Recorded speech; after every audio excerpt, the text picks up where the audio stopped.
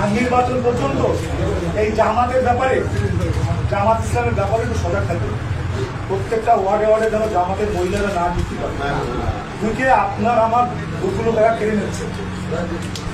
আপনারা কেউ সজাগ থাকবেন, কিন্তু যারা ওয়ার্ডে ওয়ার্ডে আছেন আপনাদের গুরু দায়িত্ব বেশি।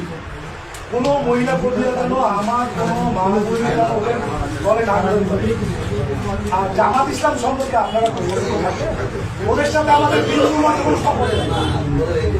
ওদের থেকে আমাদের সম্পর্ক প্রথম 0-5 থেকে পরে। এখন ওদের সবচেয়ে বড় শত্রু ওরা আমাদের। ওরা চায় আমাদের দলটা ধ্বংস করতে, ওরা চায় আমাদের দলটাকে একদম ওদের বক্তব্যগুলো এত বাজে। ওরা ষড়যন্ত্রে লিপ্ত। ডক্টর ইউনূস এবং এই যে নতুন ছাত্র দেশের ষড়যন্ত্রে লিপ্ত। ওদের দিয়ে ফেসবুকে বিভিন্ন বাজে বাজে আমাদের নেতাদের নামে তারা কুচ্ছা রটনা করতেছে, তারা ষড়যন্ত্র করতেছে। এই জামাতকে কোনো অবস্থাতে প্রশ্রয় দেওয়া যাবে না। সবাই শক্ত হাতে জামাতকে মোকাবেলা করতে হবে। শুধু ইসলামের কথা বলে, ওরা কিসের ইসলাম? ওরা আদৌ নিজেরাই বেঁচতে থাকতে পারবে কিনা আল্লাহ ছাড়া কেউ যাবে না। আমার তো সন্দেহ।